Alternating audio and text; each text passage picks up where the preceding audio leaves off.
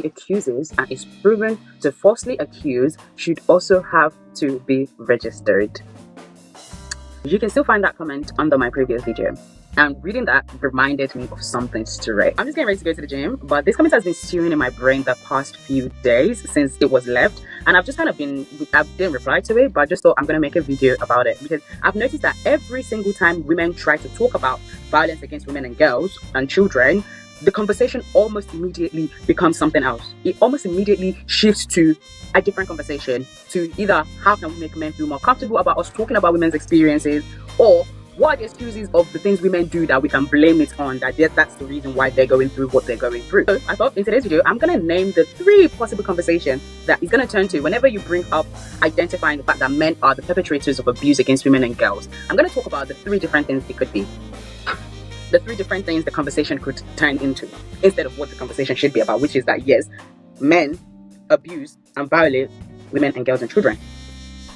Point 1 is exactly what that comment mentioned, which is, but women lie. Yes, there are men that injures their whole life. The reason they refuse to believe that men are the abusers of women and children is because, well, but women lie. Women can make up stories. In case you do not know, let me give you some stats.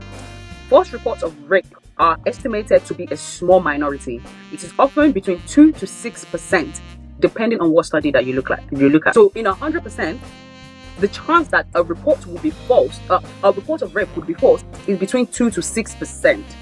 However, it's over 90% likely that it is true. So should we be focusing on the 2 to 6%, or should we be focusing on the over 90% occurrence that already occurs? So you see how when women bring up the abuse that they face, and some men feel the need to go, well, but women lie. You see how women tell you that's not the time, like that's not what we're asking you, because you're refusing to acknowledge the actual problem because you've got it in your mind that there could be an alternative reasoning behind the actual problem, not the actual problem. Another statistic: sexual violence are widely known to be underreported. It is widely known. You're just trying to be ignorant if you think, oh, but women lie. If women lie so much, why is it still an underreported crime? Why are women still scared, or why are women still worried about telling on their abusers if women lie so much? We also know that many cases of violence against women and girls and children, violence against women, of rape, assault, does not get prosecuted. It does not get prosecuted. The point is not that, oh, women can lie, there's a chance that women might lie, what if the woman is lying? The actual problem is that we have built a whole conversation around an exception and not the actual norm. The norm is that a man is more likely to violate women, girls and children. Why are we talking about the exception of when women lie about it? I'll give you an example. Imagine if every conversation around burglary starts with, some people lie about burglary to claim insurance. What is technically true, it completely misses the point and misses the main, like, what we should actually be talking about. We're all going to look at the person like, shut up. Yes, there are people that do that. But most of the time, burglary happens. We're talking about people that actually do this crime now. People that break into people's house and rob them. That's what we're talking about. We're not talking about the instance of the minority or the rare occasion that someone lies about that. It's the exact same thing.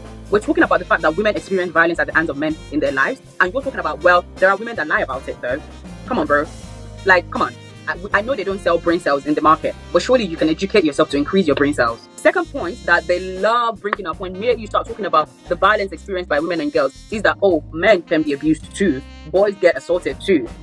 However, I would like to ask you kindly, who is committing this crime? Yes, that is true and that is wrong. It does happen and it is very wrong. Men absolutely do experience sexual violence. I totally agree. It is sad. It is wrong. Just like it's wrong to violate women and girls, it is wrong as well to violate boys. Who is committing most of that violence that men experience? I'm sure you already know the answer. It is that it's other men that are doing this. It's other men that are doing this. I'm not all of a sudden absorbing that women do not commit sexual violence. I'm not saying that women do not commit sexual violence. We are talking about the majority. We are talking about the norm. It is normally a man that does it. And yes, yes, male victims deserve support. They deserve a safe space. They deserve space to be able to share their experience. They deserve care, love, support as they heal. However, it would be wrong to not note or to not acknowledge that men are the perpetrators of this abuse against men. When people feel the need to mention that, oh, well, men experience violence, sexual violence too, naming a pattern does not take away from whether one gender experiences it or not. Me saying let's name male as perpetrator of violence against women and girls does not take away from the fact that men are also still the perpetrator of violence against men and boys. It does not take it away. It does not mean I am in one way or the other forgetting that it happens to the other side. I am just right now talking about the norm, which is that men violate women and girls, and us doing something about that. Once we start doing something about that, surely it will trickle down to the others that also experience this violence that we're not able to protect yet. And naming the violence that men perpetrate against women and girls, it identifies where the violence is coming from, and also might be for us to name the perpetrators of violence against women and girls. It is to give an identity to the violence, identify exactly where the violence is coming from. Third point, which everybody loves, both men and women, both men and misogynistic men in this patriarchy world, what they love to come back with most is not all men. I'm not here to argue how not all men or why when we say men are perpetrators of violence against women and girls, we automatically do not mean all men. We automatically do not mean all men. I'm not here to have that conversation with you, because surely you are able to know. Surely you are able to, if you yourself are not an abusive man and you hear that men are perpetrators of violence against women and girls, surely your ego is secure enough. Surely you're such a good man that you would not automatically think, oh, not me. I need to make sure they know it's not me. But if you're not there yet, then you probably need to examine yourself. That is your reaction when women's experience, real life experience, are shared, is to distance yourself and say how you're not one of those perpetrators. Then you're most likely a perpetrator of violence in another way in your life that you do not want to acknowledge. When women talk about how men are perpetrators of violence against women and girls, it's because we don't know which of the men are violent. So you going not all men as if there is a radar that pings off at the top of your ears when you meet violent men. Women don't know which man is violent. We don't know which men are violent and which ones are safe. Women don't know which men are safe and which men are violent. That we do not all come with a signal that goes off at the top, that lights up around the rims of our forehead whenever you're just in the presence of an abuser and you can just see the light going tum tum tum tum tum tum. If only God came with that, then a lot of men would be, the male loneliness pandemic would be even wider, because we would have given even longer breath to some men. Women don't get handed a list of violent men, okay? And I would like to use the analogy that I'm sure you've heard on social media and is one of my favorite. If I give you a box of chocolate and tells you there is 10 chocolate in this box, however, about 3 of them are smeared with poo. Like about 3 of them, I pooed and I put it in there. And you know what? You will have to figure out which is the chocolate, which is the poo. I can assure you automatically, you will say you don't want the box of chocolate. I mean, unless you have a thing for poop and you're just, you're curious like that to know, is this the poop, is this the chocolate? Then that's you're the exception, okay? Not the norm. So you would know which of the chocolates are poop. So what would you do? Better not to have any of it to begin with. And that is why what we're seeing today is happening, where more women are raising awareness about men being perpetrators of violence against women and girls, because they have had to live in that box of chocolate with the poop. They've had to live in the box of chocolate with some poops. And now they don't want anyone else to dip their hands in that box of chocolate and taste poop. That is also why women take precautions. We need to take precautions. The world does not take precautions for us. Men blame women for situations that they're in, telling them they should choose better, they should know better, they should read better, as if they themselves as a man do not know that they are a chameleon, that they change shape and change their own belief based on what they want to get from a woman. Men would lie about something. They would make up a whole new persona, a whole new person to grow close to a woman. And they know this. They know they do this. And yet when a woman comes out and says, I did not know who this man was, he's not this person before I married him, they will say, you should have chosen better. How was one supposed to choose better when you did not even know the real person?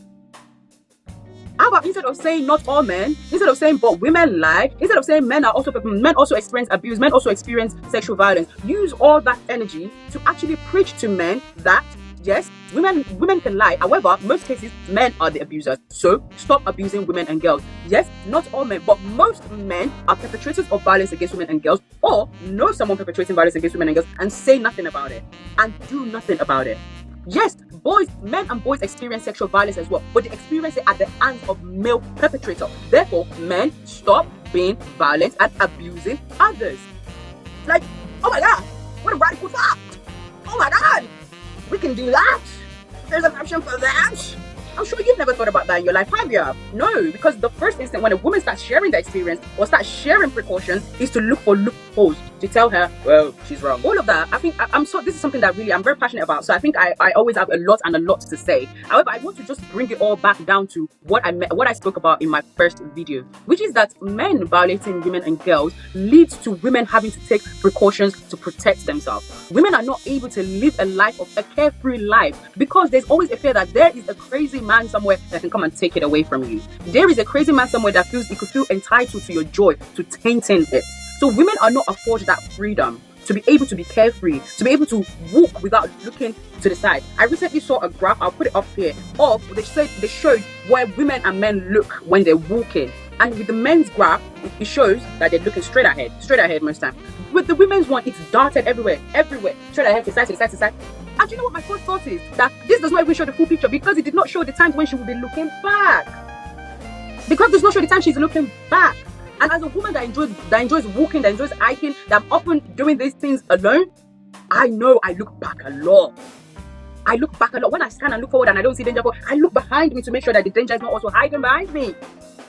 So yes, women are having to take this precaution to live in this world. And all we're asking is that please stop violating us. And yet men will come up with every reason under the earth as to why surely it can't be them violating women.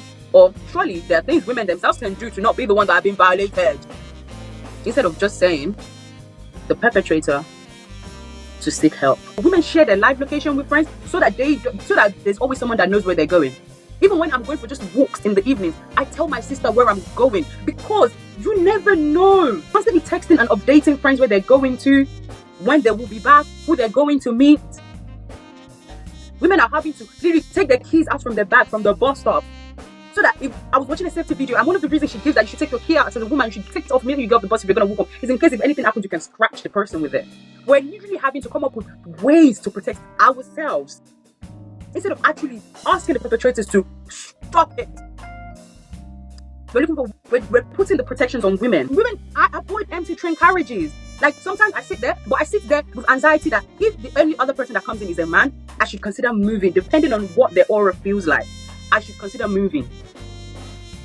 You're walking home late at night. You see that it's one other man that's walking with you, and yet your you won't have peace of mind.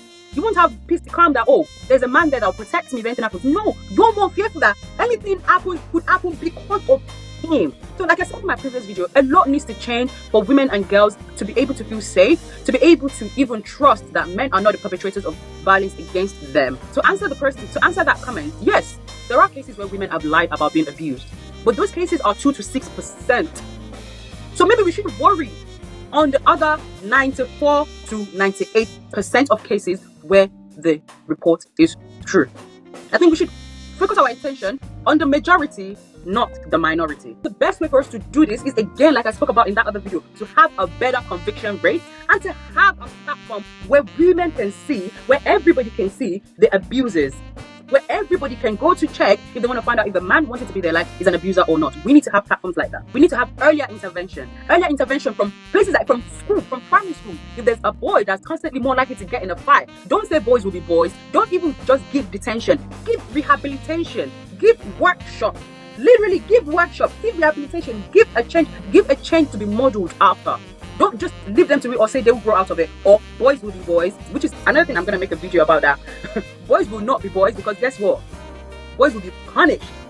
Boys will be beaten if they ever considered not being mindful. And most important thing that I think can tackle this is before you get if you as a man, before you get defensive and feel the need to say, oh, women lie, boys get assaulted too, oh, not all men. Before you do that, ask yourself, what am I doing in my life right now to show that I'm not misogynistic, and to show that my friends, to know that my friends and people, men around me, are not misogynistic and are not abusers themselves? If you're drawing blank to that answer, then you're not doing enough. In fact, then you're not even doing anything, and you should be included in the all men, because it means you're protecting abusers, you're protecting perpetrators. Even before you say, oh, but you don't know that they're abusers or perpetrators. We've told you that most men that are known to women are abusers. So have you questioned your friend? Have you questioned your friend? That your friend that's always breaking bottles when you guys go out. Do you know what he does in the house? But your friend that's always shouting that you know you can't take him anywhere, will have arguments with everybody, he could start a fight at any minute. Do you know what he does in the house? Before you say, oh, you don't know, oh, not your friend. Your friend that make misogynistic jokes, that make RAP jokes. Do you know? Are they just jokes? Have you found out? Have you actually tried to find out if they're just jokes? Now your friend that's always sharing the weirdest Telegram chat, Reddit thread on the group chat of sexual things happening to women. What have you done about it? Have you reported those pages? Those Reddit pages you came across and you're like, what the heck is this? This is wrong. Did you report those pages? Those Telegram chats that you know your friends are, that they probably joke and say, oh, this person sends pornographic video into that chat. Have you reported those chats? Have you called your friends out about it? Have you? That your friend that you know every few weeks he always has a new woman is dealing with. Have you called him out about it, that this is affecting your mental health? Have you called him out about it? Have you made sure you realize that women are not takeaways to be eaten and discarded when you're done with? They are a vessel. They are a human being that should be treated just like a human being. If you're not one of the men that gives these excuses, or you don't think you should be included in the men we talk about when we talk about men perpetrating violence against women and girls, then I will propose this question to you. What are you doing about the men that are? What are you doing? What are you doing? I will leave it there now. I hope I was able to get my points across. I am very passionate about this subject, so I feel like when I start talking, I had a lot to say. I had a lot to say, and I still will probably have a lot to say. So I hope you enjoyed this. If you do and you enjoy conversation like this, make sure you stick around and let me know your thoughts in the comment section. I'll catch y'all in my next one. Bye.